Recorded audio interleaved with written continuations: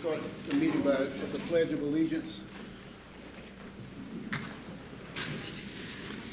Pledge allegiance to the flag of the United States of America and to the republic for which it stands, one nation, under God, indivisible, with liberty and justice for all.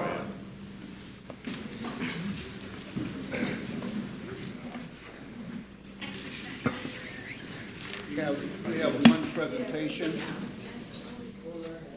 and I will see in this presentation. You have it, Mr. Fakasi.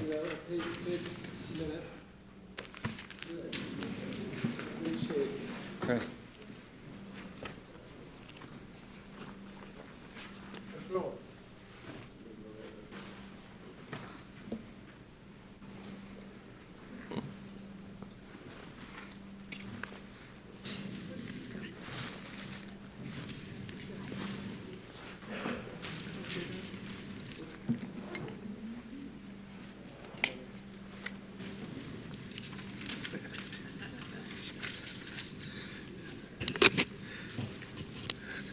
The council members, I'm here along with our council president.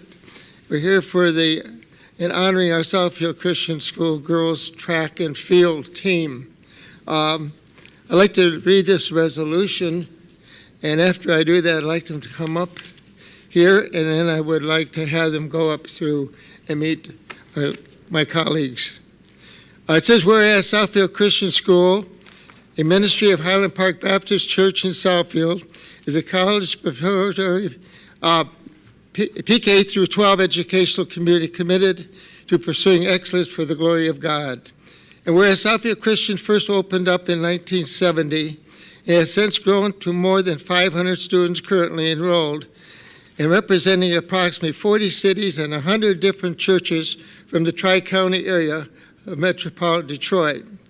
And whereas Southfield Christian School has a strong and highly competitive athletic program that includes 15 varsity sports and draws the participation of over 75% of the student body. And whereas Southfield Christian girls, I like to say ladies, track and field team won their first state title in the school's history and the 7th state title for the Southfield Christian people.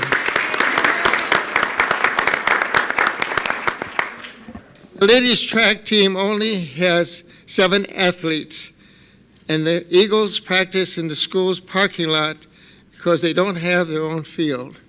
It's almost like a movie, when 6 young people come up and got involved in athletics, decided they can do it, and they went up there and became state champs. The Lady Eagles have 5 individual state championships that help lead to the overall title and no field events. Junior Chica Mina became the most decorated track athlete in school history, winning the 100-meter, 200-meter, and 400-meter, while also running a leg on the championship 1,600-meter relay team, along with senior Rebecca Wilson, junior Shelley Goodson, Kaylin Ray, who won the 300 hurdles. And whereas Southfield Christian beat out Fowlerville 62-52 in the Division IV finals in the Houseman Field in Grand Rapids, besting 56 other teams. And now therefore it be resolved that the Mayor and Council of the City of Southfield, County of Oakland, State of Michigan, do hereby recognize and congratulate Head Coach Todd Crouch, Coach Porter, Coach Pitt, and the entire ladies track and field team, including Grace McFerrin, Rebecca Wilson, Grace Sanders, Carolyn Keating, Kaylin Ray, Chica Mena, and Shelby Goodson on the winning for their first MHSAA Division IV state title. And be further resolved that we, the Mayor and City Council, convey our collective commendation to the Southfield Christian Ladies Track and Field Team, coaches and administrators on winning this impressive state title while achieving yet another state championship of which not only the students and staff of Southfield Christian School can be proud, but also the entire city of Southfield. Could I have the ladies please come forward?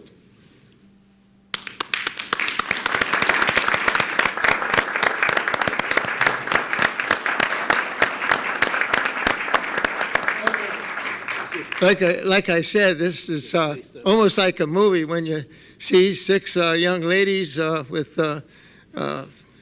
competitiveness that they have to go out and seek a championship and go out and be 56 other teams. I think it's just fantastic, not only for the city of Southfield Christian School, but that everyone recognized the feat in which they did. We do not have at Southfield Christian a track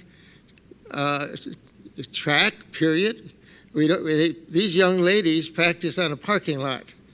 And if you see all the work that they put in with their sore feet and all, and accomplish what they did, I'd like to give them a great hand. Let's go.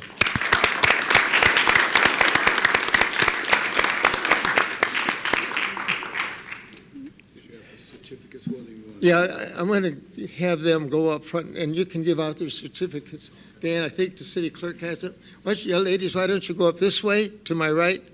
This way, to my right. Go right up behind there. Let everybody greet you. Could the parents stand? See some of them over here? Come on. If you want to take pictures, come on up and take them. If you want to take pictures, come up and take them. Go ahead, because you run the show. That's right. That's right.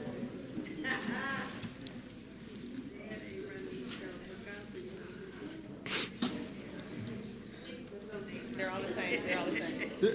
They're all the same, so. Sure. We'll get to that and go back up to this way. We're going to ahead of them all.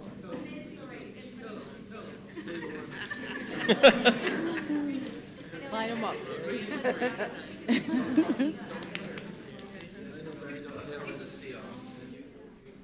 You can go up there and take pictures if you want. Yeah, let's come on in. What? Will you stand up there with them? Can I stand up? Why don't you stand up there I'll too? have Dan, come here, Dan. Why don't you guys both go up? Yeah, why don't you stand, go up behind, yeah. Sounds like at a wedding. And there won't be an empty chair.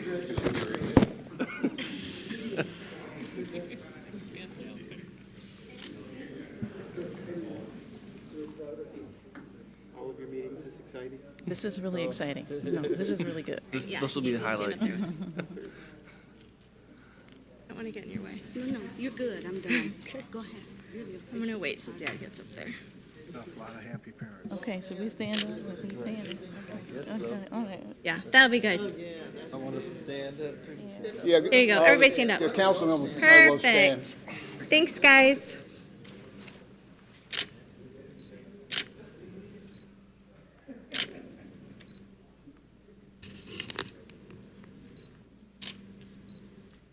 Okay, Thank you. very wonderful, and congratulations again. He said that's enough pictures.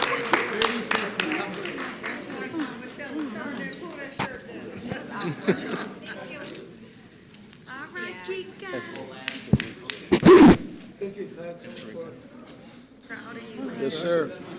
Very proud of you, ladies. I used to run the 220 when I ran track. They don't even have a 220.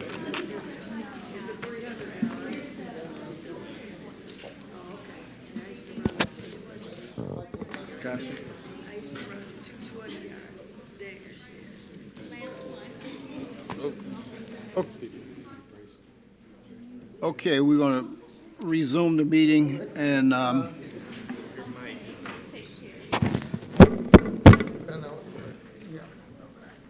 I was just asked by one of the participants, are our meetings always this exciting? So the fact that he was excited by his one trip here, that's a good memory I would like for him to carry forward. Okay, we have no appointments. We have no minutes to approve. We are now dealing with the consent agenda items. And the first item on the consent agenda will be authorization to amend the contract for bus transportation services for the Parks and Recreation Department. And for the individuals at home, our cable department is scrolling these consent agenda items. And I will give some highlights and also the fiscal impact of each item. For more detail, please go on our website, the city website, under clerk's office, the city council agenda, and you will see all the specific details. But for the sake of the audience, before our camera and individuals here, the first item, the Parks and Recreation Department has traditionally contracted to provide bus transportation service for seasonal and activity camp field trips. At a regular council meeting on June 12th, 2017, we awarded the bid for bus transportation services for the Parks and Recreation Summer Camp to Trinity Transportation of Wyandotte, Michigan, for a one-year period. Staff would like to request that council approve a request to amend the current contract to include transportation for the upcoming 2018 winter and spring break camps, and the option to extend that contract to cover 2019 break camps. To date, Trinity has provided consistent, and excellent service. The fiscal impact, staff requires approximately 9 additional buses at the current rate of $293.30 per bus. This will add an additional $2,639 to the original contract. The office is specifically recommending that we amend the contract to include the additional items. Consent agenda item B, the second annual Project Manhood Symposium. Project Manhood and the Southfield chapter of My Brother's Keeper seek to partner with the city of Southfield to sponsor the second annual Youth Symposium on Tuesday, March 27, 2018. The Youth Symposium is similar in purpose to the Youth Conference formerly held in Southfield, and the initial Youth Symposium was a huge success with over 500 participants. In addition to benefiting all attendees, the first annual symposium presented Southfield in a positive light, and even the symposium was pictured in the Southfield Sun as an event for 2017. The fiscal impact, the city is being asked to waive costs for this event. The cost of this event will be included both actual and lost potential revenue due to the pavilion and other rooms not being available for rental on March 27, 2018. Staff anticipate and estimate actual costs for this program at approximately $3,000, with such funding being provided from the account which is already budgeted.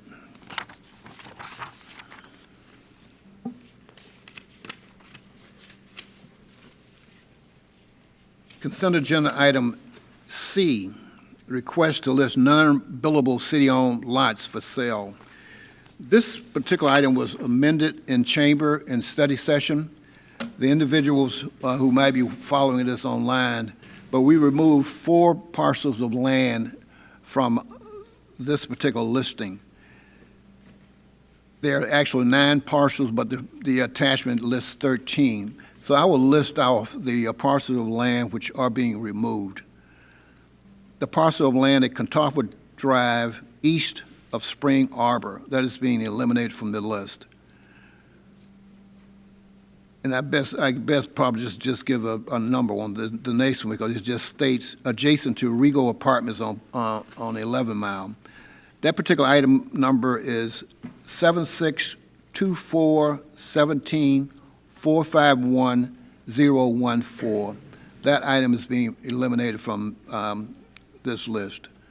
The next item is west of 17275 Anna, and I will give the parcel number on that also.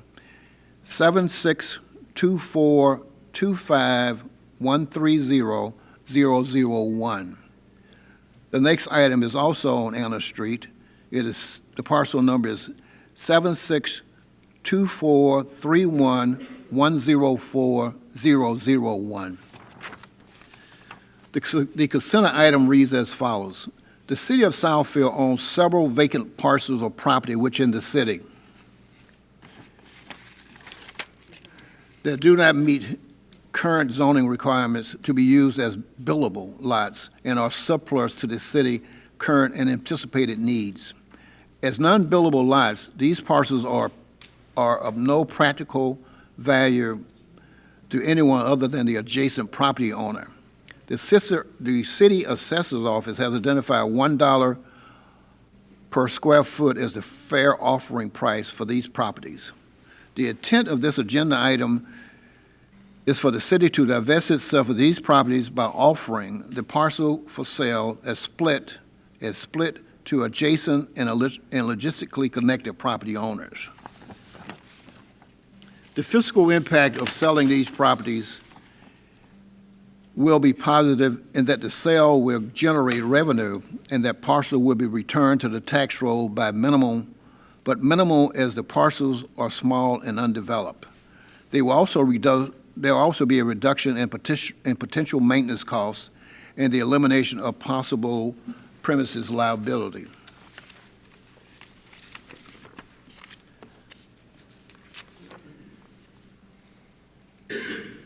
Consent agenda item D,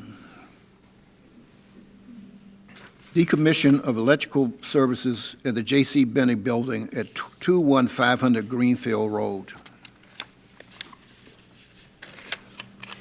Prior to the expected demolition of the J.C. Penney Building, scheduled for 2018, it is necessary to have DTE Energy decommission all of the electrical services associated with the building. DTE will remove electrical services and utilities that presently service the site, including removing joints and 300-foot cable, cleaning and abating one manhole and dismantling branch joints. As of January 24, 2018 meeting, at the January 24, 2018 meeting, the Northland Steering Committee recommended moving this request forward to the council for approval.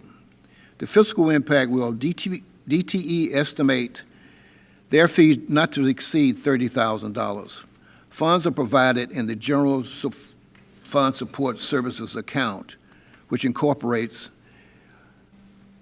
all the expenses associated with the Northland redevelopment. It is recommended, therefore, that we respectfully request the council to adopt the resolution to approve funding allowing DTE Energy to decommission all electrical services. We have one more item here. One more look. Okay.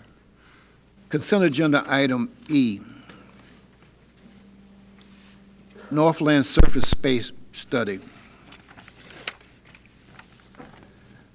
As the process of demolishing the balance of the mall moves forward, there's a need to determine if the subsurface space can be utilized or if the development can occur should the walls and structures remain underground. OHM Advisors, which is our consultant for this project, has been asked to explore the suitability of these sites. The study will address areas that include the following: potential use of the space, practical and technical issues, waterproofing, structure costs, etc. A master plan revision required due to the configuration of the space. As of January 24, at the January 24, 2018 meeting, the Northland Steering Committee recommended moving this request forward to the council for approval. The fiscal impact, OHM has estimated their fee to not to exceed $28,000. Funds are provided in the General Fund Support account, which incorporates the redevelopment of Northland.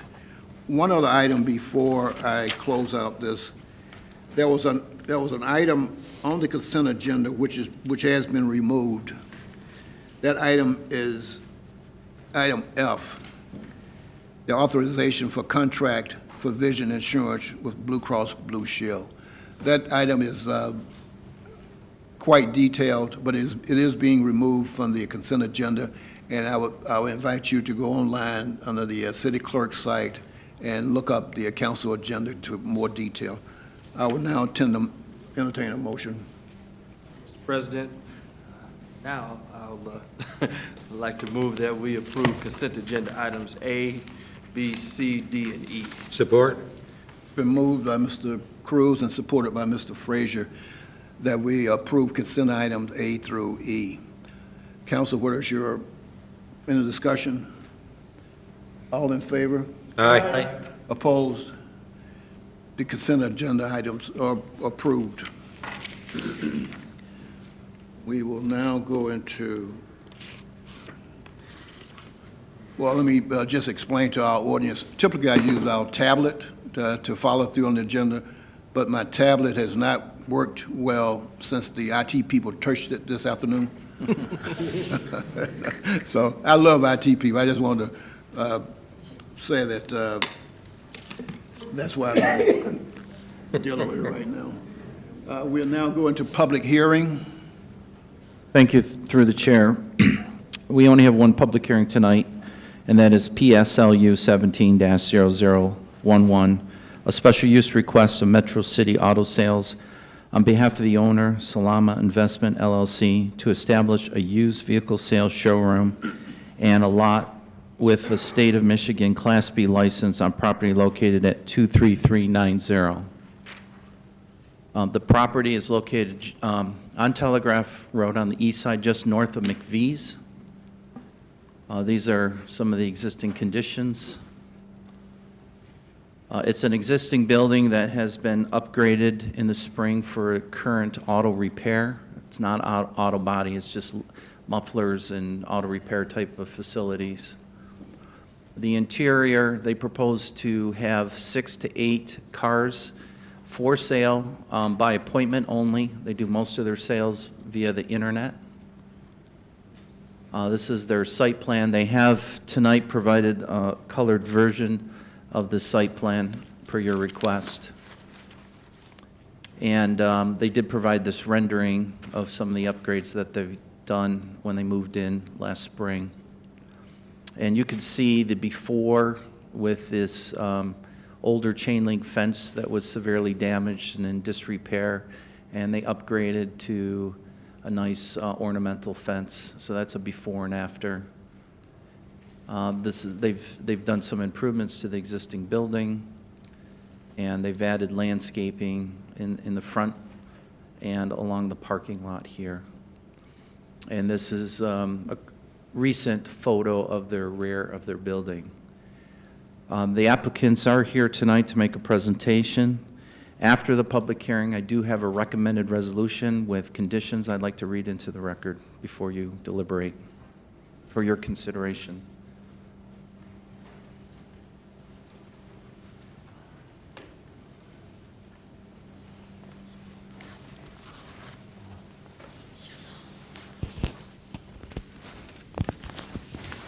Good evening. Good evening. Good evening. Fanar Salama. I'm the owner of Metro City Auto Sales and the Salama Investment, and that's my brother, Fadi Salama, which is my partner, and my lawyer. I'm Joe Stewart, attorney and friend, and Frank Salama, their father, is here. Frank Salama, the father, is also here. He doesn't like to get into the public too much. He's a wonderful man. This is a very, very good family. They've purchased this land. They know the auto business. They've been in business before. Mr. Salama is a builder. They're very, very reputable people, very proud and happy to be here in Southfield, and I think that you'll be very happy with them here. And I really mean that. Through the chair, if I could ask, if just to help explain what a Class B license is and the type of additional use that you're proposing. If you could talk about the details of how a sale and how you would get contacted, that'd be helpful. Do you want to do that? Yeah, let's. Go ahead. A Class B, I'm sorry, I'm Fadi Salama, again, brother of Fanar Salama. But a Class B license is only to conduct business with a used vehicles, not new, it's pretty much buy and sell, and you can sell to the public. Purchase vehicle through auctions, through other dealers, and that's what Class B license really consists of, used vehicles only.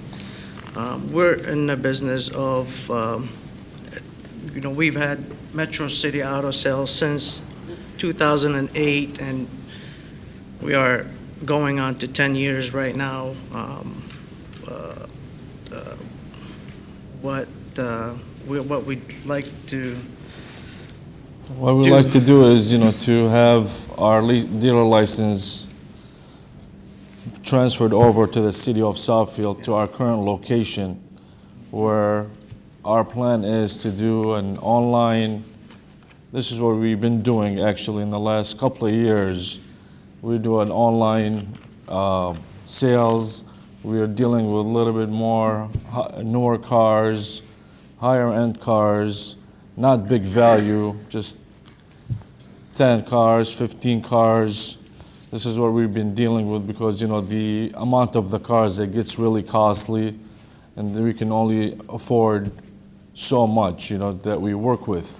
So our idea was, to have our dealer license moved over to the city of Southfield, and we're just gonna make it into like a by appointment type of dealer, because we do mostly online. We do eBay, we do cars for sales, we do Auto Trader. Everything is pretty much online. The people call us, get an appointment, they come and look at the car. A lot of the times also we sell out of the state, which is everything done by emails and eBay, and it's everything guaranteed by eBay. So this is the line of business we want to add to the current location as of right now. We have it's a very big building that we have right now. We're not using the whole building. We're very fortunate to find this location, and now that we're actually own this thing together and we're just here to stay, we love Southfield, we love the location. My wife works in Southfield, I work now in Southfield. This is just something that was just a long time, it's like a wish come true to us. So this is something we really would love to do here by not breaking any type of rules or anything like that. We are just here to pretty much, it's a family-owned business, and it's just my brother, me, my mom and dad, and our kids and wives, of course. This is our plan. If I can just say, just highlight, there literally zero walk-in business. As we told you when we had the study group, there'll be no balloons, no flags, no advertising. Cars would not be, there would not be a car lot. All the cars for sale will essentially be inside in the auto sales showroom, inside. People walking by or driving by would not know cars are being sold there. As Fadi and Fanar have indicated, they buy their cars mostly at auctions. These are mostly high-end cars. I furnished Terry and his assistant Kyle some profiles from eBay, and it indicates on there the cars that they had feedback on, which was all positive. There were some 16 cars sold in the last month. There were 8 Mercedes, 2 Porsches, 1 Bentley, like we mentioned, a Cadillac, 2 BMWs. Nonetheless, like 3-4 months. Yeah, and I do have copies of those. I could show you. As Fanar said, probably more than 50% of the sales are through the internet, with out-of-state purchasers who don't even come to Michigan to buy it because they're protected by, by eBay. There's lots of regulations and protections that eBay affords the people who use that service. So a lot of, as I say, there'll be minimum traffic there. The only real traffic coming in and out of there is for the car repair a business that they already have the license for. Through the chair, I just want you to clarify also, between the presentation and now, you have stated that you have an off-site lot that you could store your excess Yes. vehicles and then rotate them in on an as-needed basis, so there will be no cars stored in the lot. That's correct. That's correct. We have 15 spaces. And they're all newly lined and resealed in the lot. Next, across from the bay as you first come in off of Telegraph. One is a handicap place and 7 other spaces, and then in the back there's 8 spaces and 1 set aside for snow. So there's a total of about 15 or 16 spaces, way more than mandated. And again, we have discussed that, and they will store their other cars that are for sale that in excess of the 6 or 8 that would be in the sales room. They would be stored on off-premises lots. There's nowhere we advertise our address or any source of things, even on our ads, whether it's carsforsale.com or if we indicate anything, we would indicate the city, but that would be it. As far as address and stuff, we just don't do that. Everything it's been, and it's been success for us, has been working for us as an internet-based customer, and they could be 2 doors down, or they could be on the other side of the country. But we've had all those type of clienteles, and we haven't had any type of, we're not here to do anything wrong by, we're here to follow ordinance. We're grateful that we got to this level, and we just, again, we're just a family-owned business, and there isn't that many out there anymore these days. Everything's cheaper than, and That's pretty much it. That's it? Okay. This is a public hearing. Now open the public hearing. You can take a seat and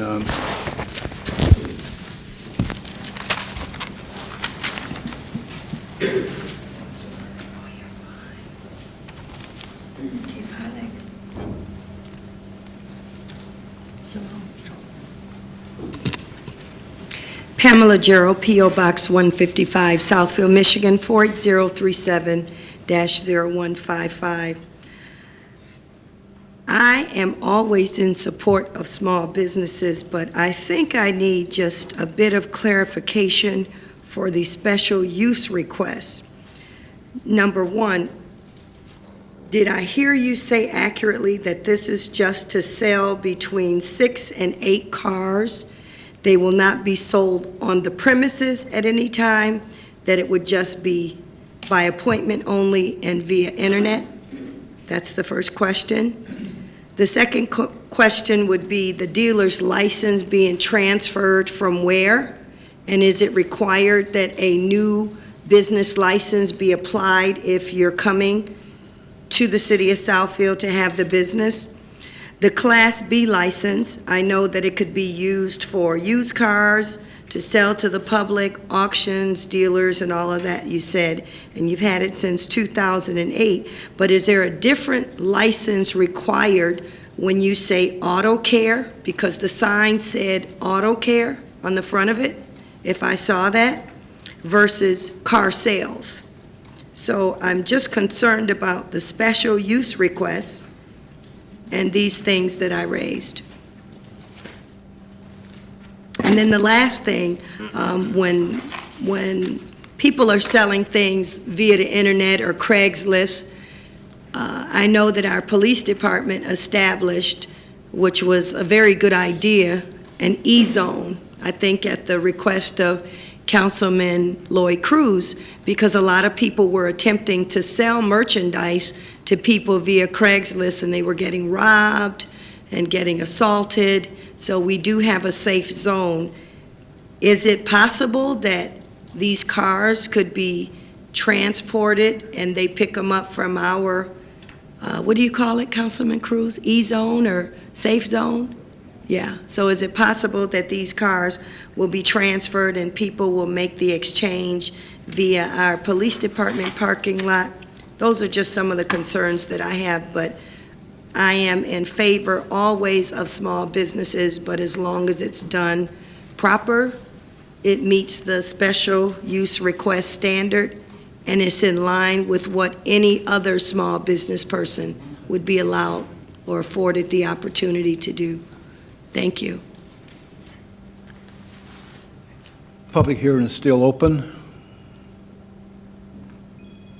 Anyone else? The public hearing is now closed, seeing no one else. Mr. Chairman, Yes, Mr. I would Fox. just like to make a comment. When we were reviewing this in our study room, I was kind of rough with the petitioner.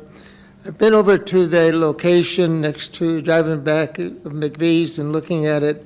Every time I've been there, it has been clean and very few cars. And I kind of feel differently than I did when I spoke to them because of my concern about what happens to Telegraph Road. But I am in favor of this, and I just wanted to know that those comments I made were kind of reflective of my thoughts of how Telegraph Road should be maintained and landscaped and built, and I believe that this fits the bill. And I just want to thank you for cleaning it up and making it look attractive. Mr. Crowe, did you indicate you want to make an amendment? If I could, I'd like to read my recommended resolution with the conditions before you vote, if Sure. that's okay. Yes, go ahead. We are recommending approval of the special use request, subject to the following conditions. Approval of an administrative site plan for the site related to the special use proposal by the Planning Department. Number 2, banners, balloons, balloon structures, portable signs, streamers, flags, or other than the United States or states of Michigan designations, vehicles or persons displaying advertising signage as a means of advertising vehicles for sale on the property is strictly prohibited. All vehicles for sale in accordance with the Class B license shall either be kept indoors in the area noted on the plan or off-site at another lot owned and leased by Metro City Auto Sales. The submitted special use with any conditions recommended by the Planning Department and Planning Commission is to be of such size and character that will be in harmony with the appropriate and orderly development of the district. The location, size, intensity, and periods of operation of the proposed use is designed to eliminate any possible nuisance likely to emanate there from which might be adverse to occupants of any nearby permitted uses. The proposed use is in accord with the spirit and purpose of the chapter and is not inconsistent with or contrary to the objectives sought to be accomplished by the zoning ordinance and the principles of sound planning. The proposed uses of such character and vehicle traffic generated will not have an adverse effect or be detrimental to the surrounding land uses or adjacent thoroughfares. The proposed uses of such character, intensity, and arranged on the site so as to eliminate any adverse effects resulting from noise, dust, dirt, glare, odor, or fumes. And finally, the proposed use will not be adverse to the promotion of health, safety, and welfare of the community. Are they in compliance with that? They agree? Yes. Okay. And the one condition that was added from the last time is that they'll keep all the cars for sale inside. Council? Mr. Cruz? And I was just for clarification again, I believe from the last time we talked, you do minor car repairs currently, correct? And that won't increase or change based upon this new designation, is that correct? That you won't be doing any more than what you already are doing, correct? Okay. And I too was curious about the licensing piece. Where is the dealers, you call it a dealer's license? Where are you transferring it from? It's from Detroit. We used to be on 8 Mile. Okay. Yeah. All right. Very good. And will you be, just out of curiosity, are you financing your vehicles as you do this thing, or is this like just, you got about a pay out the vehicle. You're not We doing. did financing at the old location, but we're not, I'm sorry.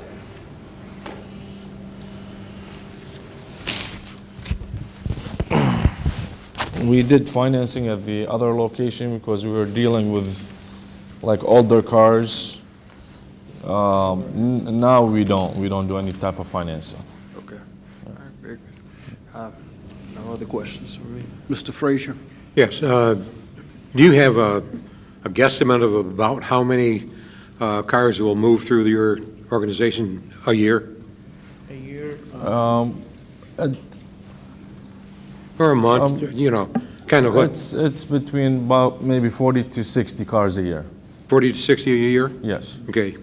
Okay, thank you. I think presently, when I spoke to them last week, they had 6 cars that they owned that were for sale. Maybe they have a couple more now, I don't know. Yeah. Okay. it's just a little extra to generate a little income as far as what we do, and this is what we do, this is what we've known, and he actually started in this business early 2000, and then when we were fortunate to find the location in Detroit back in '08, we all got in it, we were all, and then now we found this, and it's just a golden opportunity, and it's something we own to ourselves, actually, not lease or anything like that, so. Well, what happens if this becomes very popular and now you're facing 100 or 500 cars a year? Then I would have to look at another location. In Southfield? That would, if there is one, that would accommodate my volume, absolutely. Okay, thank you. Absolutely, absolutely. Any other questions? Ready for a motion? I'm ready for a motion. Council ready for a motion? Yep. Council ready. Go. Chair, I move PSLU 17-0011, special use request, Metro City Auto Sales. Okay. It's been moved by Mr. Fakasi and supported by Ms. Morris that we approve site plan Terry? PSLU 17 Public hearing. Public hearing, PSLU 17-0011. What, all in favor? Aye. Those opposed? It is moved that the public hearing PSLU 17-001 special use request is approved. You give me a minute to put this up so it doesn't interrupt your, Okay, go your ahead. next. All right. Thank you very much. Thank you very you much. all. Thank you. Thank you. Mr. Chair, Up to that takes in all of his amendments to that, right? Yeah, yeah, Okay. yeah. Take care, guys. Thank you. Thank you so much. While Mr. Crowley is doing that, I will add 2 names to the communications, Ms. Gordon and a Ms. Smith. Yeah, I get it. Or was it Jordan Gordon, or Gordon? Yeah. Gordon and Smith. Gordon. Who else? Brenda Smith. I'll repeat it when it number. Oh, yeah.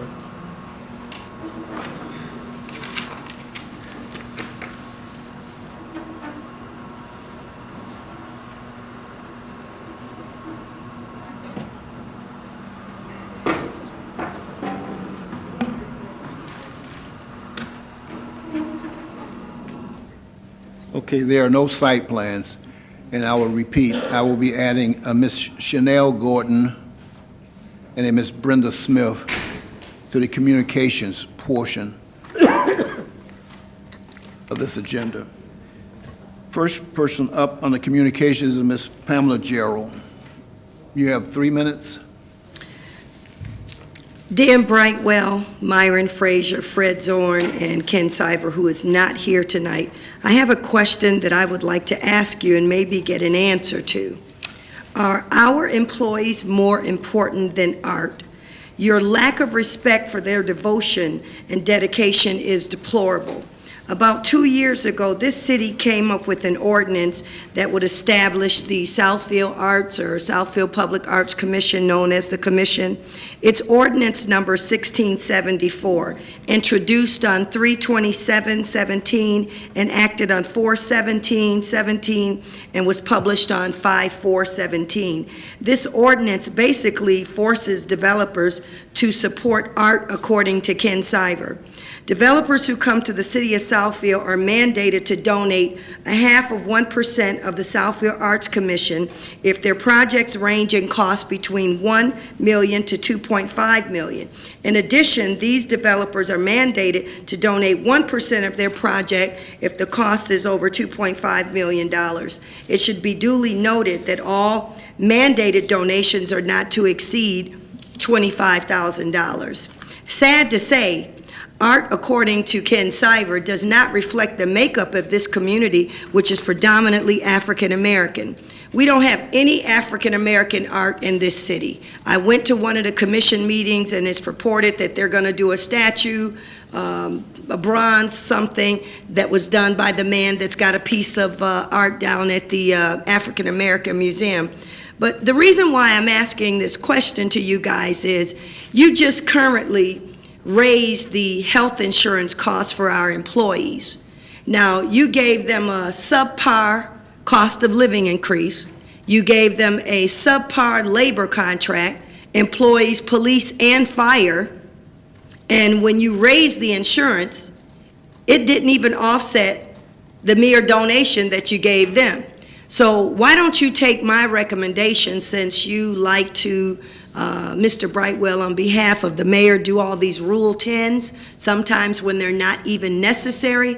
Why don't we try doing a Rule 10, come up with an ordinance, hashtag, give our employees a great contract, a good cost of living, and let developers pay into this ordinance that we can do for our employees that would pay their health care costs or any increases.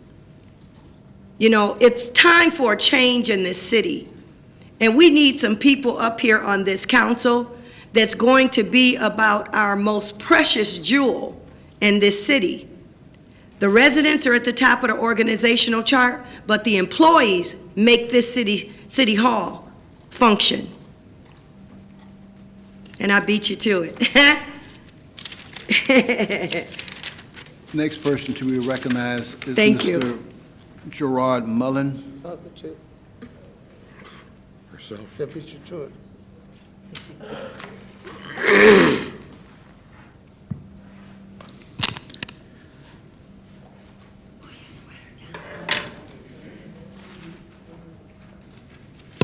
evening. Good evening. My name is Gerard Mullen, Southfield Citizens Oversight Committee, Post Office Box 155, Southfield, Michigan 48037. Tonight, I'd like to talk about Section 11.11 in the Southfield City Charter. Section 11.11 is entitled Public Records. This section contains one sentence made up of 8 words, and I quote, "All records of the municipality shall be public," unquote. I'd like to highlight 2 of these 8 words. The first word, all, as in all records, not some records. And secondly, the word shall, as in shall be public, and not may be public. The meaning of these 8 words are clear. This 8-word sentence was part of the original 1958 city charter.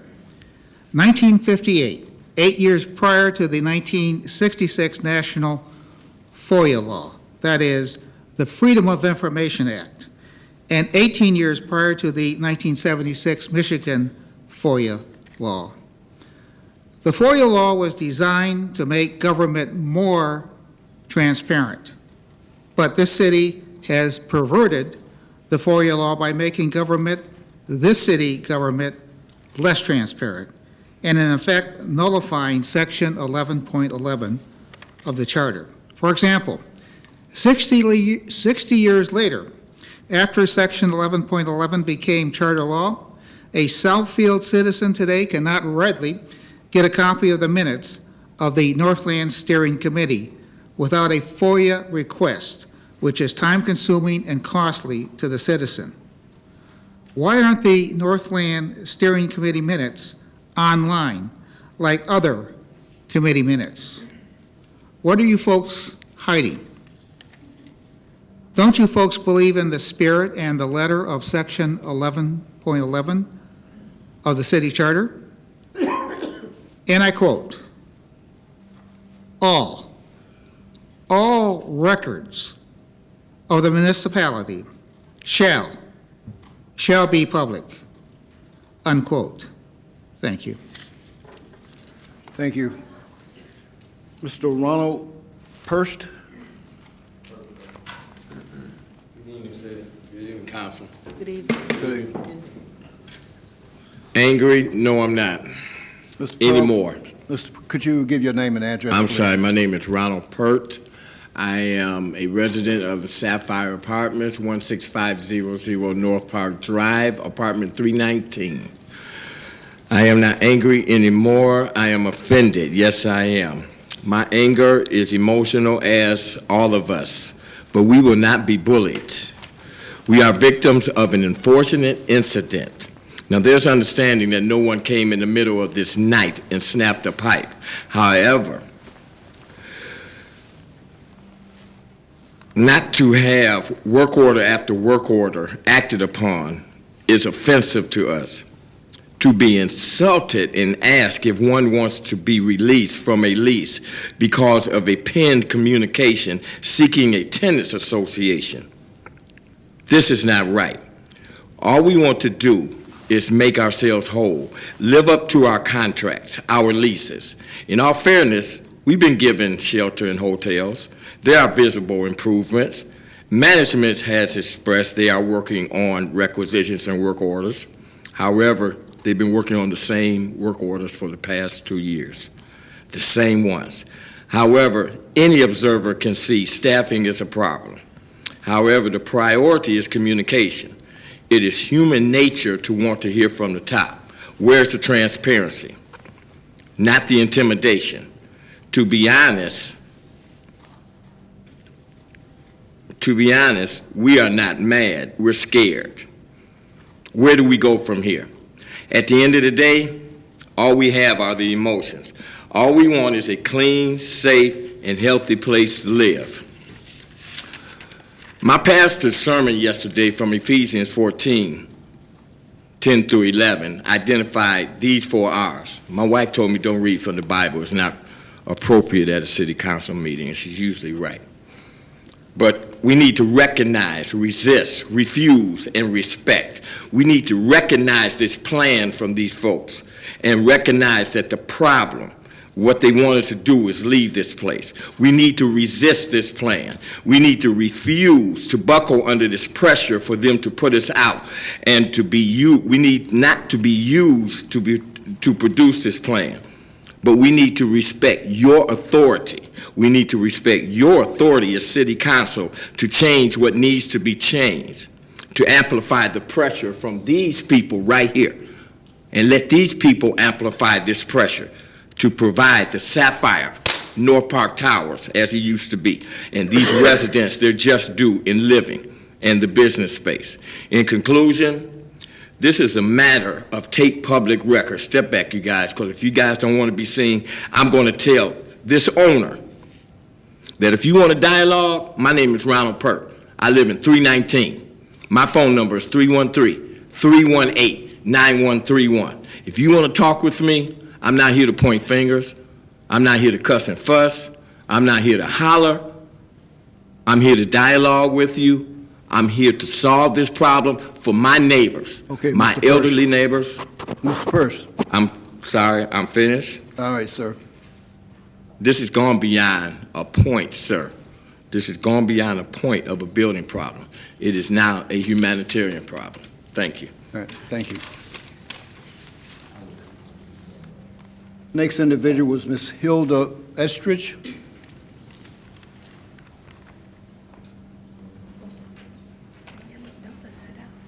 she's finished. She's not from. Are you from Southfield? No. Wait till she's done. I haven't seen that. Just sit up. I know they're working, but I haven't seen it. Excuse me, before I start, when will the minutes become public? The what? Address the council here, please. What? Oh, when do the minutes of this meeting become public?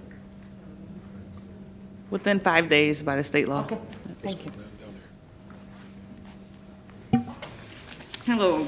Hello. My name is Hilda Eastridge. I'm resident of 28765 Glasgow, here in this wonderful city for 31 years. I'm here today to talk to you guys something that you'd have never heard. The Iraqi consulate parking issue, right? None of you have ever heard, right? I'm quite sure. Anyway, I'm here because I did some investigative work, research on my own.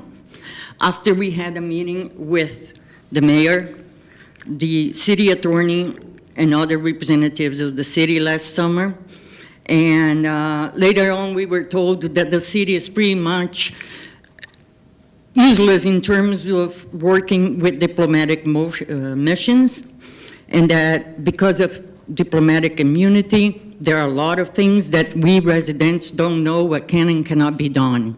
So I went and did my research, okay? And I found out lots of things, but basically the most important ones, the 4 ones that affect us, me and my neighbors, are the following. The property delineated inside the private portion of a diplomatic mission shall not be interfered with. By private portion, it's understood to be the area within the public sidewalks and the walls, the neighbors.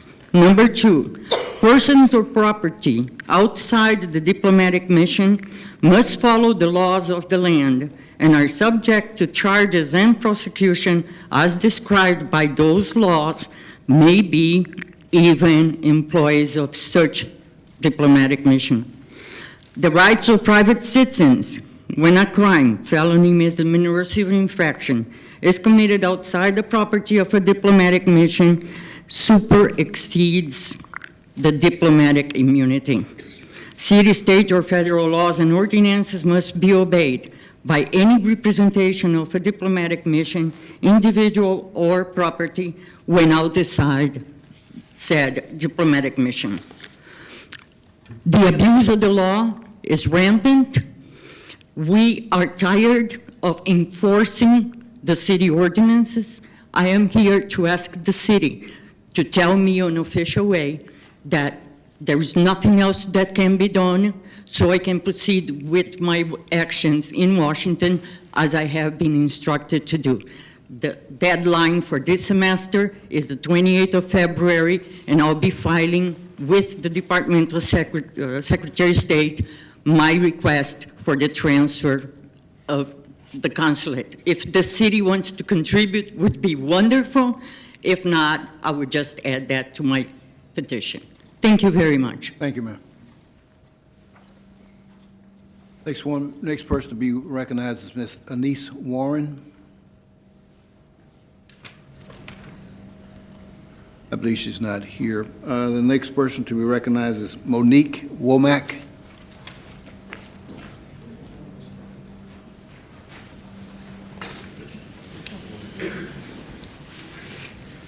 Good evening, Council. My name is Monique Womack. I reside at the Sapphire of North Park Towers, located at 16500 North Park Drive, Southfield, Michigan, 48075. I have 3 things that I would like to discuss. First and foremost, it has been brought to my attention that the owner of our property, Mr. Sean Stafford, is on your board for the DDA, Downtown Development Authority. I want to know, was there any type of background investigation for this gentleman?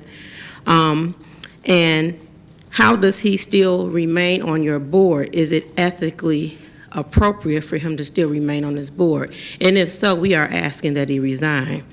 Secondly, I want to speak about the building inspection. We had a private meeting with some legal assistants, and I just want to know how the building inspector ended up at our personal meeting. I don't know who invited him or who told him.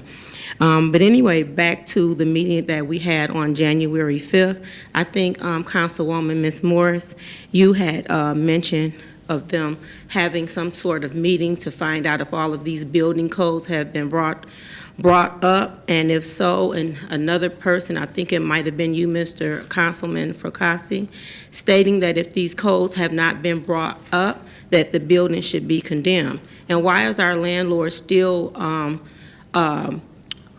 bringing in new tenants into this building and it's not being brought up to code? That's not fair to new people coming into our property. And lastly, the patchwork. I went back to my apartment today and I have corrosion on one of my pipes that's leaking. They will not repair this leak. They're talking about putting tape around this. Now, I suffer from bronchitis, so if there's leaks and stuff on the carpet and mold and mildew is building up under this would affect my health. Lastly, the freight elevator. Although that's not an issue with the city of Southfield, I've communicated this information with Lansing. Lansing states that the Resco or the Sapphire does not have an elevator registered. You keep getting the runaround, and at some point we feel like as though you all have some type of connection. If the freight elevator isn't registered, who here can contact the people up in Lansing? You have people who can't even move out if they want to. We should not be forced to move out. And thank you, the garbage is being resolved, but it's still there. We appreciate your time. Thank you very much. And on behalf of the Sapphire tenants, we just need you all to know that we will be here every week until we get our matters heard. Thank you. Thank you. The next individual we recognize is Ms. Chanel Gordon. Good evening. I'm also a resident, unfortunately, 16500 North Park Drive, apartment 1015. I just wanted to touch bases. I also connected in regards to the elevator because this is very stressful, and I know that you all may hear stories like this just as well as I used to hear stories like this as I watch Fox 2 and any other news station, and I flip through the channel and say, oh, I feel sorry for that family, and say a prayer, and I'm on my way. Now that I'm actually living it, it is very stressful. When I go to work in the morning and have to manage a 1,300-room property hotel downtown, my mind is still at home with my 90-year-old grandmother that can barely walk through the living room because her floor is soaking wet, where she already have a broken hip. And I have to also worry about my sons, which is 10 and 11. We have safety issues as well. When I get off late, just not too long ago, I was addressed by someone that was coming out of a vacant home. We have vacant homes and the doors are just open. Anyone can just go in there and just live in there. So squatters, basically. Exactly. That's exactly what it is. So I have to worry about them walking up to me as I'm entering my home. If it's not that, then I'm worried about coming home to scalding hot water. I put in a complaint about scalding hot water. Well, now they said it's fixed. When I come home, I have no hot water. So I can't take a shower, so I have to go to a hotel. This is a very inconvenience. None of my issues are addressed. I saw Sean myself, and he basically told me, I don't care about that. Go to the leasing office. It's just so many issues I can go on and on, but by the time I get to the end of that list, it will be time to vote again. The heat issue that they said that they fixed is not fixed. I have no heat in my living room. I have heaters that they passed out a few months back when the heat went out before. My heat only works in my room. I have to have my boys sleep in my room. I make a pallet on the floor and they lay in my bed because the heat does not work in their room.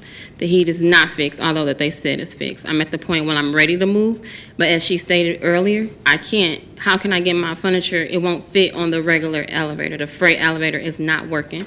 Again, I went down today to ask them about the freight elevator. They gave me the runaround. Come back. I keep coming back. It's just a merry-go-round. I get no answer.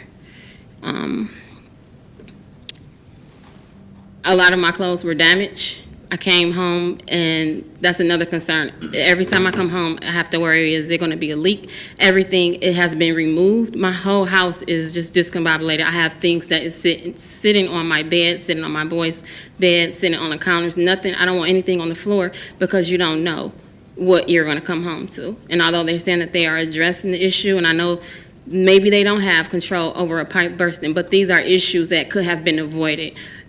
They always putting Band-Aids on the situation, and it has not been resolved, and I don't see it being resolved. And now I'm at the point where I'm ready to move, but how can I move? And the freight elevator is not even working. And like I said, it's a safety issue as well. I pay $75 to park underground, and I can't, it doesn't even work. The garage doesn't even work, so it forces me to park outside like everyone else, and then you have safety issues there as well. Okay, thank you, Ms. Purse. We now recognize Ms. Brenda Smith. Thank you so much for having me. I, too, am here to address the issue. Your address, please. Oh, my address is, I'm from the Sapphire as well, 16500 North Park Drive, apartment 1210. I am a senior citizen with a lot of health issues that may not be apparent by just looking at me. But I am too concerned about the elevators because we have at least one quadriplegic, excuse me for my pronunciation, in the building, numerous senior citizens who are in wheelchairs, and some senior citizens have had to walk from the 19th floor with walkers, from the 16th floor with walkers. I was told I would have to walk from the 12th floor down to the first floor because we had no elevator. In fact, the day that we were asked to leave the building, the elevators had went out earlier that day. And some maintenance man who was not authorized, but I'm thankful that he did get the elevators going, got the elevators enough for us to be evacuated out of the building. Now, my question is, it's not just a matter of the elevators with towers. Both of our towers are 19 floors high. We have 6 elevators, and at times, none of the elevators work.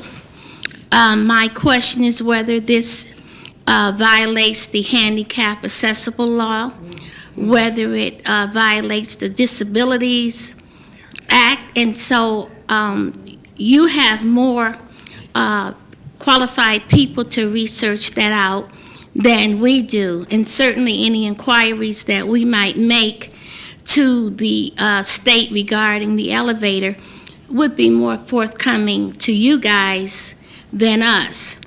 But I'm asking you today to look into whether these are violations of those acts, and if they are, immediately let Mr. Stanford and his investors know that they must immediately make the necessary corrections. Some of us will be leaving. Some of us have been targeted as troublemakers, so our leases have not been renewed. But I'm one of those people, but this situation has set a fire up under me, and I will indeed continue to come before your honorable body, as well as the state and any other agency as is necessary. Thank you. Okay, thank you, Ms. Smith. That concludes our communication portion for tonight.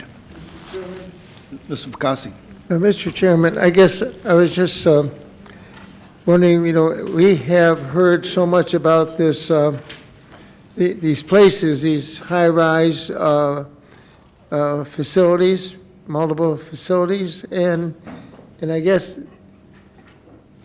I'd like to know, Fred, can we get an update? We hear the people come up, and I'm sure our staff people are working on it, but, we're sitting here hearing these things, but we really don't know what action we have taken to address it, and how long these people are going to have to work with these no elevators and things like that. I mean, I don't know why the health department the county health department isn't in there checking this facility out, as they should.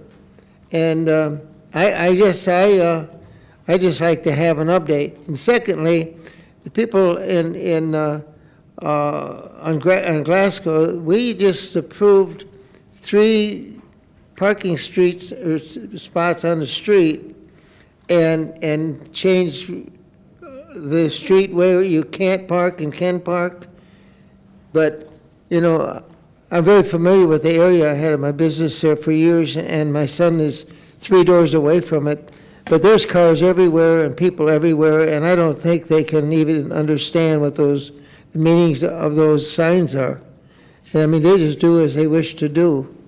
And so I agree with them. It's a nuisance to the neighborhood, and it just can't go on. I mean, people have homes and like to go home and relax, same as the people in apartments.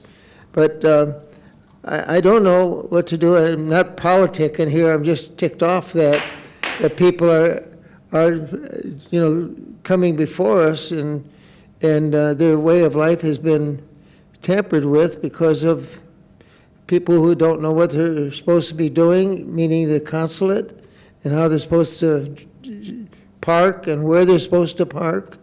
And I don't care if they're consulate or anything. They have to abide by our laws. And if people I'd like to see some kind of update on where we are with these, not only this one, but all these multiples that we have in the city ought to be checked out and make sure that they are what they're supposed to be. In 2003, I brought that before that, my consensus at that time was, if you can't fix it, close them down. I mean, it's not right to have people living in apartments that they can't operate on, they're illegally being run, and they're not adhering to some of the things we're asking them to do. So I don't know. I just feel sorry for these people. I don't know what the answer is, but I know there's something we can do to make sure that we have 17,000 apartments in the city, and I know it's a big job, but at Eagle Nest, we took care of that by closing them down back in 2003. In fact, I think the mayor was even involved in that at the time. But I just like to see some updates on both. Mark Pilot with the Director of the Building Department is here. I didn't hear you. Mark Pilot, the Director of the Building Department is here. Yeah. To give us an update on the Sapphire and the latest. There's also been discussions regarding the implementation of an ordinance for rental apartment inspections. If Mark can give us the most recent information where we're at in dealing with this property, it has been a very trying 2 weeks, and shutting down a property, there's a course of due process and legal proceedings that must happen, and we are documenting those. And if Mark can give us the update of where we're at the Sapphire, we can start there. Well, if you're in violation of city codes, that's action. We can take them to court. Code. Pardon? But if we can start with an update. I seen Mark here earlier. I guess that's why he's here. Go ahead. I don't run the meeting, but Mr. Chair, I'd like to hear from Mark. Go ahead, Mark. Okay. Honorable Council President and council members, the latest on the Sapphire. We've performed 4 inspections of current units. I spent approximately a total of 16 hours going through the common areas of the building, lower levels, elevators, trash areas, boiler rooms, common areas within the corridors, service elevators. We've noted all of those deficiencies and sent management letters on the deficiencies that we've noted. I have an additional 4 to 5 inspections that I'm trying to get staff to go out on and perform. what we found so far is common maintenance issues that are not being addressed. We will be going out again soon to address the residents' concerns that we have a current list of units that we have to go out on. If we come up with the same type of common maintenance issues, we're going to address these with management again. We have met with them once. We will meet with them again to address these issues. I know that they indicated to us in their last meeting that the service elevator was functioning, but it was not functioning. There's trash issues, which I've been pestering them with. It appears that those issues have been resolved, or at least they're maintaining the lower level compactor so it doesn't build up in the chutes. Based on what we've seen, there's a lot of maintenance that needs to be done in the building, and they need to probably address each of the units accordingly with a checklist that we will be providing them. Any questions? Well, I have a question, because I'm concerned. I mean, when we met with them, they told us the service elevators were working and that people were not being prohibited from leaving the building. And so that's an issue. That's an issue because it was not working. We went out the following day, it was not functioning. Mr. Frazier?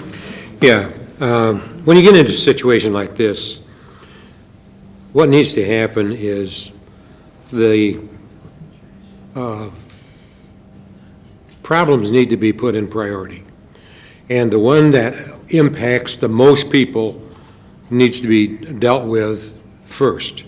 So that if it's or the safety of the people needs to be dealt with in the beginning. So that individual apartments, while it's troublesome and I can appreciate the problems that the individuals have, if they can solve the big problems, the water problem, the heat problem that impacts the most people need to be dealt with first. The elevators need to be dealt with. That's a safety issue. I would like to see regular reports, not just a report. I would like to see regular reports on the progress that's being made there. And we're working on an ordinance that will allow us to go into individual apartments to check what's going on there. But I want and I know it's not directly your concern, the individuals that came up and spoke, but several years ago, and I think it's when Mr.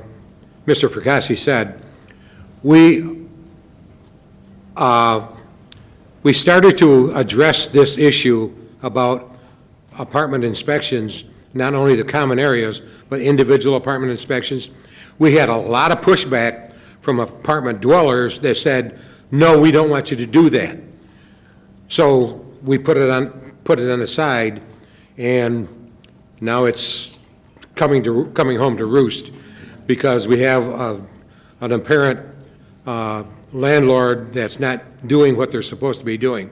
So we're working as quickly as we can to put an ordinance together that's going to have the law on our side to make these kinds of inspections that will prevent this from happening again. We're in the midst of it. We're with you. We're trying to resolve this, and so we're in the mess with you. We're all trying to fix the problem and fix it so it doesn't happen again. But in the meantime, I'd like to have the council have regular updates on where we're at, what's being fixed, what's left to be fixed. It's like a gigantic punch list, so that we can stay on top of this. I think that, obviously, that's a legitimate request, and we can put it on the agenda every meeting, the Sapphire, as far as maintenance and the improvement there. And the city administrator, when we last met with them, the president and VP of operations, and we scheduled we sent a memo to them that we would want to meet again within 3 to 4 weeks, and I think that's coming up, that those same officers there. That's correct. And I visited with Mr. Pilot on the 18th, I think we were there. We went through several units that we were invited in for inspection, and this is the way we had to be done at this particular time because of the ordinance, that because of the non-existence of an ordinance. But like it's been stated by several council members here, we're definitely on your side. We want everybody in Southfield to be prosperous, tenants, homeowners, and proprietors to be successful. And with that, I know emotions are involved in these things because you're directly in the storm, but we are clearly 100% on your side from being a happy tenant, a happy resident of Southfield, a pleased resident of Southfield. Well, with that, any more questions from council on this? Mr. Chairman? Yes, sir. Just so, is there any kind of a way that we could charge the owners of these buildings a fee, being short of inspectors? And I know they're hard to find. Well, there is a fee schedule, and so when they make inspections, there should be a fee. How do you notify? Special inspection fee. Pardon? We do have a special inspection fee that we How do you do that, Mark? Is it every time you inspect it, or is it? Each time it's inspected, there is a fee for a unit. We have that in place. At this point right now, we have a learning curve that we're implementing on what type of inspection, how we're going to do these. So we have developed some forms that we're filling out and providing to the owners or the tenants of the units and the owners of the complex. So both parties have the same report. And then at that point, it's going to be left up to the management of the apartment complex to address the issues that were discovered during the inspection. This is all brand new. We've given the first round 30 days to address the issues and get back to us on the first round of letters that went out. I think 30 days is too long. All right, so you're working on it, Mark, and good.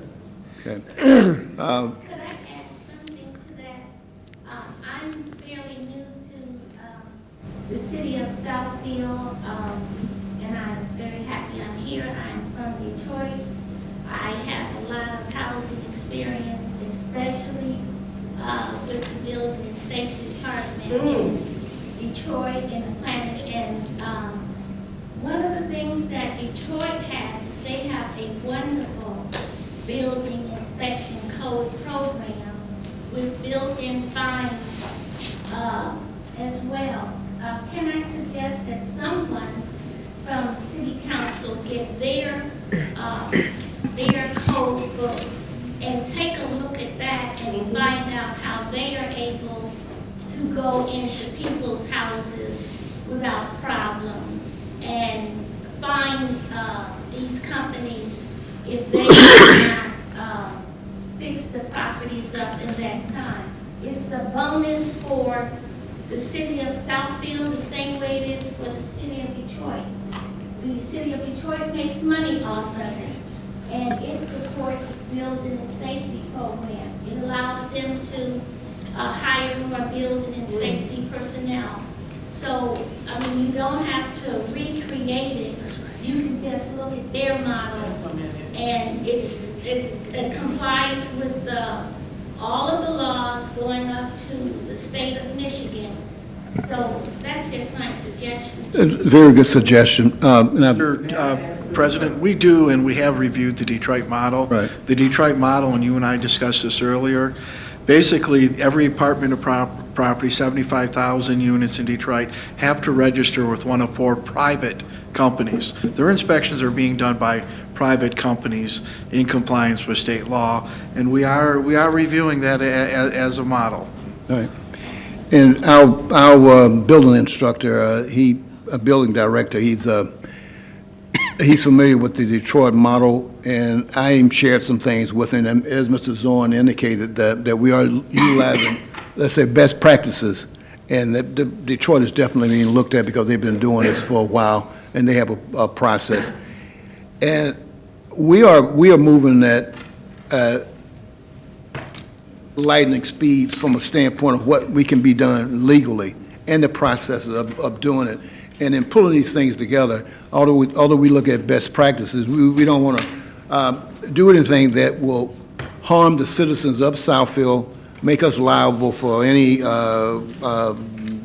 suits or anything so it's going at lightning speed from our vantage point, and we're trying to cross all the Ts, dot all the Is, and making sure that these things are impactful when we do roll them out.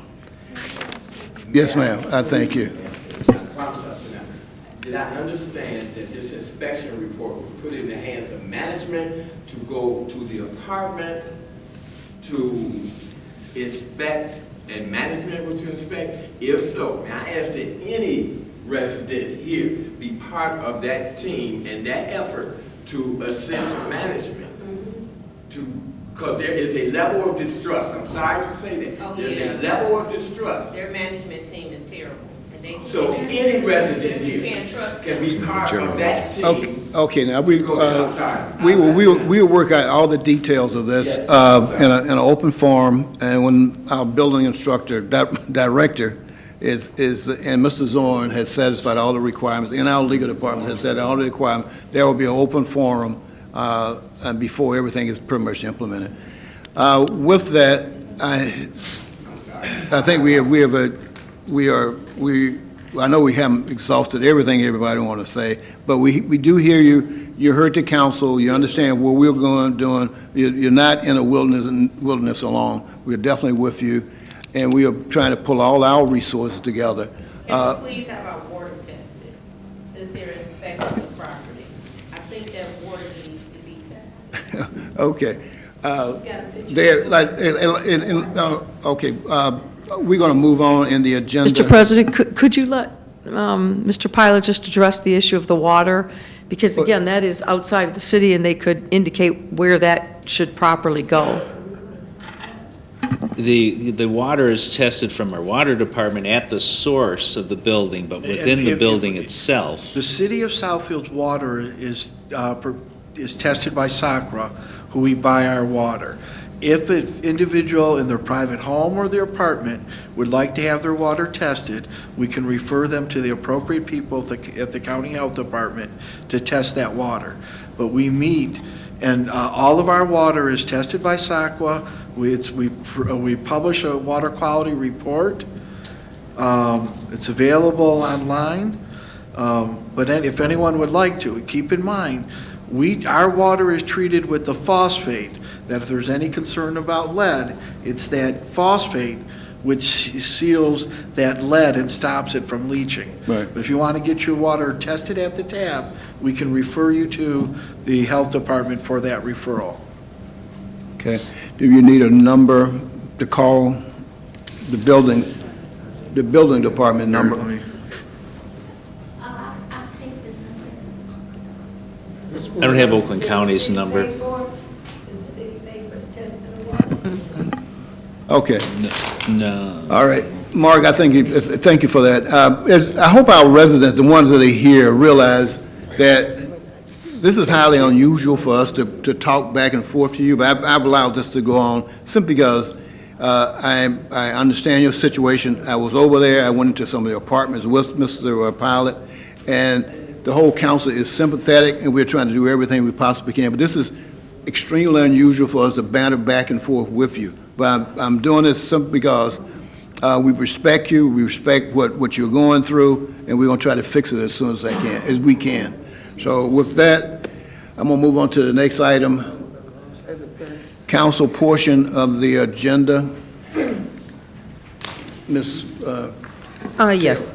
Good evening, everyone. I just want to make one brief announcement that there will be an open mic at the library on Friday, February 23rd. It's free, and everyone's invited. If you can sing, play an instrument, if you know a poem, if you like to recite, everyone is looking for, they're looking for talent, and they're inviting you to come out.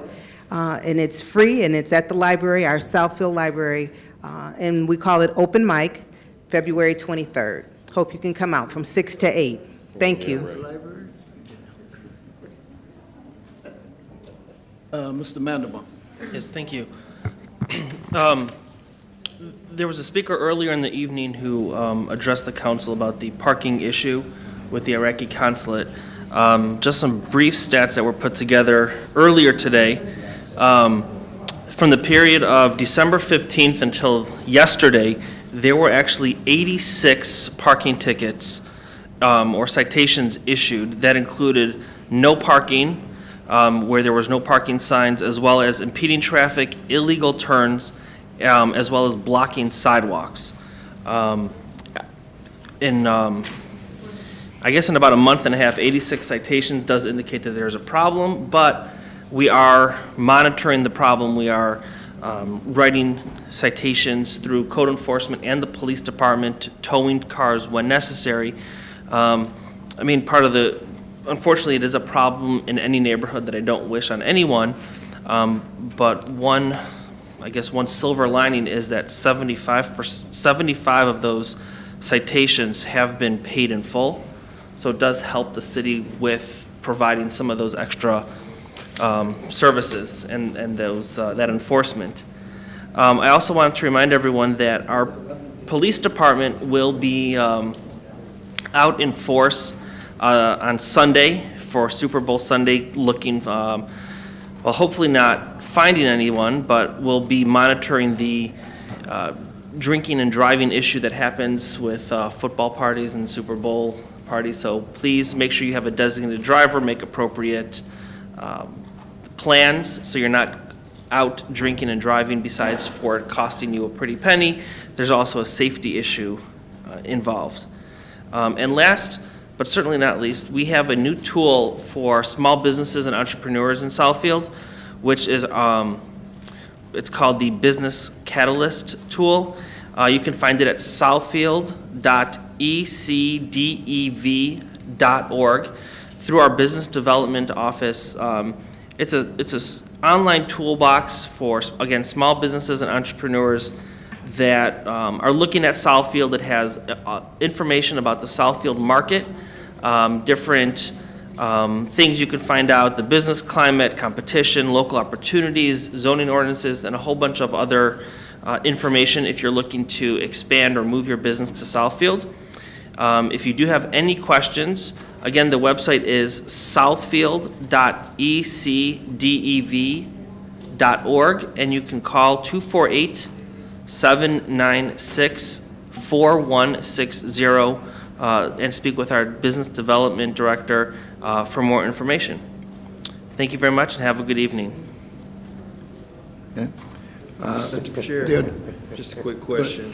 I was brought it up earlier in another meeting, but I was curious as to whether or not there was temperament again to do anything for our 60th anniversary for the city, and if we were planning to do so at the actual date of incorporation or just sometime this year. I mean, again, if we do that, we're looking at April, I think, if I'm correct. Otherwise, if we're going to push it to later in the year, that's fine, and we got more time. But I think we should get a committee or something together to start at least brainstorming on some things we want to do to highlight the city. I think it'd be a good opportunity for us to do so. So I don't want to lose sight of that. I saw something like this morning. Mrs. Zorn, you want to speak to that? Yes. Just last week, the 60th Anniversary Administrative Committee did meet for the first time. We proposed a number of recommendations, and we may have those in front of the City Council as soon as the next cow of what we're looking at. But an internal committee has been has been put together. There'll be a need, obviously, to make a broader committee aside from staff, but we do have about a page of recommendations of events and different things to commemorate the 60th anniversary. Great. I think a date has been That was chosen. also one of the goals of council in your goals. Right. Okay. Thank you. The attorney? Nothing this evening, thank you. Thank you. Madam Clerk? Just the FYI, the Southfield Public Schools has decided to move forth with the sinking fund millage proposal for Tuesday, May 8th, so that will be an election date. And just to get you guys brought up to speed, their language for their proposal will be, shall the Southfield Public Schools, County of Oakland, Michigan be authorized to increase the constitutional limitation to allow the levy of .7 mils, which is 70 cents per $1,000 of taxable value on all taxable property in the district for a period of 10 years. The years is 2018 to including 2027, to create a building and site sinking fund to be used for the construction or repair of school buildings, school security improvements, the acquisition or upgrading of technology, or for other purposes to the extent permitted by the law. This millage, if approved and levied, will provide revenues to the school district of approximately $1.681 million in the first year of the levy. So this will be for Tuesday, May 8th, for this sinking fund millage proposal. It also should be said that there is, it was a hearing for eliminating May elections in the state legislation as well that's going on concurrently. So very interesting. The fiscal impact to this election is $0 to the city, as the school district is responsible for reimbursing the city of all costs for this election. Thank you. I missed the administrator. You have something? Yes, if on the Iraqi consulate issue and the parking problem, during this meeting, Councilman Mandelbaum had referenced the number of tickets written in that 45-day period. During this meeting, we've instructed the code enforcement team to double our efforts over there. And I wanted to speak to the Sapphire. That has been the last 2 weeks the most time-consuming topic in the building department. Not only has Mark Pilot spent 16-plus hours over there, this has been hours in the office, in meetings with legal and that. Want to comment, the last time I worked on an ordinance, the last community I was with on apartment inspections, after we put it in place, we had a 2-year legal challenge. So with the number of apartments here, I would expect that. And a lot of the concerns are about the issuance of reports to and from who do they get issued to. If the apartment property is paying for the report, they expect the report first. They have concerns about how it's presented to their customers. There will be lots of legal maneuvering on such an ordinance, but we are continuing to look at what other communities have been through and speaking to, and I know we had a crew of people, not just Mark Pilot, but other people out there testing the temperature of water, making notes of doors with holes in them. This Sapphire, from a public safety standpoint, is probably our hottest issue right now in the building department. We have nothing to schedule. We'll have nothing dealing with ordinances. If there's nothing else, this meeting is adjourned.